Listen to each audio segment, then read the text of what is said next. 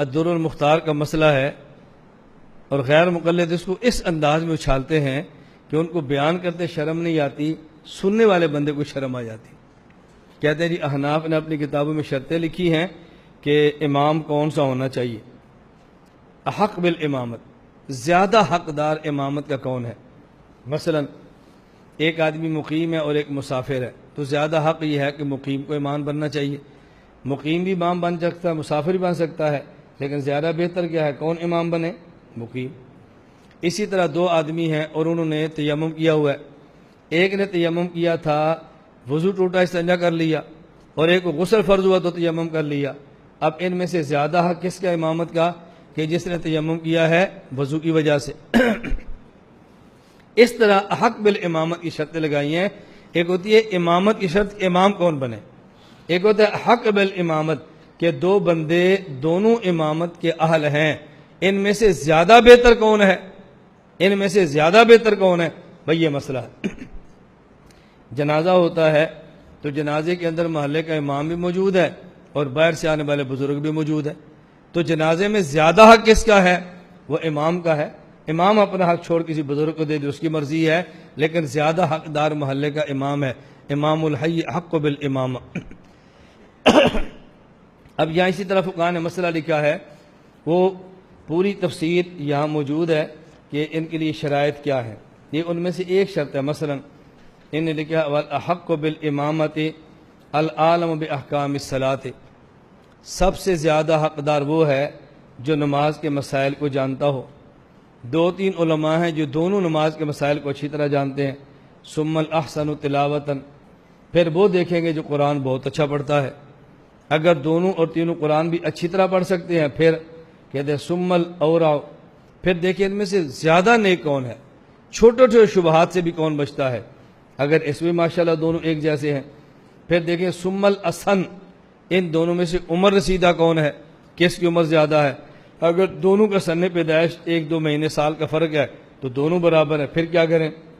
پھر دیکھیں گے ثم الاحسن خلقا، خوش اخلاق زیادہ کون ہے، اگر دونوں خوش اخلاق ہیں تو پھر دیکھیں گے ثم الاحسن وجہا، تر و تازہ اور خوبصورت چہرہ کس کا ہے، وجیح کون ہے، اگر دونوں ماشاءاللہ وجیح ہیں تو پھر لکھیں گے ثم الاحسن زوجۃ، خوبصورت بیوی والا کون ہے، اگر ماشاءاللہ دونوں کو اللہ نے خوبصورت بیویاں عطا فرمائی ہیں، اس معاملے میں ان کے پاس کوئی ایسا مسئلہ نہیں ہے، تو پھر دیکھیں گے ثم الانظف صوفا، کپڑے کون اچھے پہنتا ہے، لباس کا اہتمام کون کرتا ہے، اگر اس میں بھی ماشاءاللہ دونوں اہتمام کرتے ہیں تو پھر دیکھیں گے ثم الاکبر راسا والاصغر عضوا، کہ ان میں سے سر کس کا بڑا ہے اور باقی نسبتاً اعضاء کس کے چھوٹے ہیں، یعنی عام اعضاء کی نسبت سر کس کا بڑا ہے۔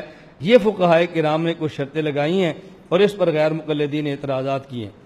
ان میں ایک اعتراض یہ، چونکہ پہلے والا چلے اس کو پہلے صاف کر لیتے ہیں۔ اعتراض یہ کیا ہے کہ دیکھیے تمہارے ہاں شرط یہ ہے کہ جس کی بیوی خوبصورت ہو، تو یہ ہم امام کی بیوی چیک کریں گے تاکہ پتہ چلے بیوی خوبصورت ہے، دیکھو کیسی گندی فقہ ہے۔ یہ بات اچھی طرح سمجھیں۔ پہلی بات تو یہ ذہن نشین فرما لیں کہ یہ جو فقہاء نے کہا نا زیادہ حقدار امامت کا یہ ہے، زیادہ حقدار یہ ہے، اس کی بنیاد نبی کریم صلی اللہ علیہ وسلم کی حدیثیں ہیں۔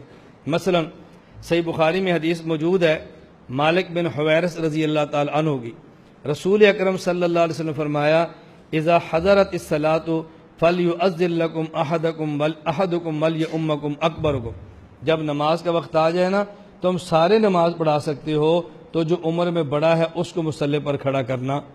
اب دیکھو حق بالامامت کی ایک وجہ اللہ کے نبی نے بتا دی نا کہ عمر میں بڑا ہونا۔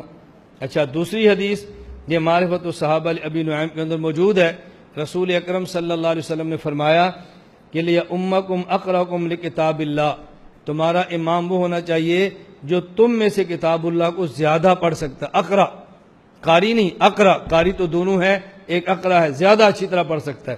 فرمایا فإن كانت القراءۃ واحدۃ، اگر قرات میں دونوں برابر ہیں، ماشاءاللہ دونوں اچھا قرآن پڑھتے ہیں، فلیؤمکم عالمکم بالسنہ، تو پھر دیکھو سنت کا زیادہ عالم کون ہے۔ فإن كانت السنۃ واحدۃ، اگر ماشاءاللہ سنت کو جاننے میں بھی دونوں اچھے ہیں، دونوں جانتے ہیں، فلیؤمکم اقدمکم سنہ، تو پھر دیکھو ان میں سے عمر کس کی زیادہ ہے۔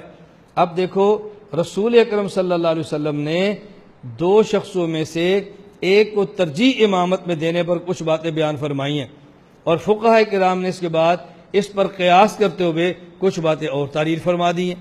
اگر اس میں برابر ہو تو کچھ اور وجوہ ترجیح بھی موجود ہیں، اور قیاس دلیل شرعی ہے۔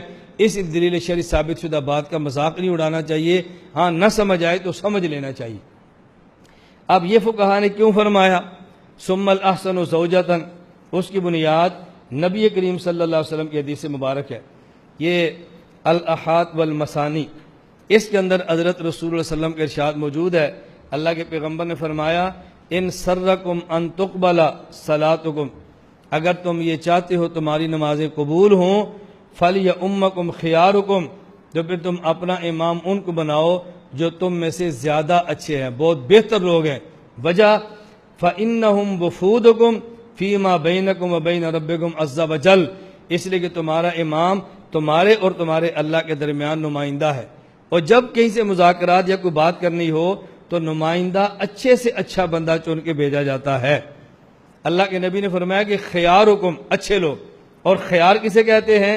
یہ المعجم الکبیر للطبرانی اور جامع ترمذی میں روایت موجود ہے، رسول اکرم صلی اللہ علیہ وسلم فرمایا خیارکم خیارکم لنسائہم، تم میں سے بہترین بندہ وہ ہوتا ہے جو اپنی گھر والیوں عورتوں کے ساتھ بہترین ہو۔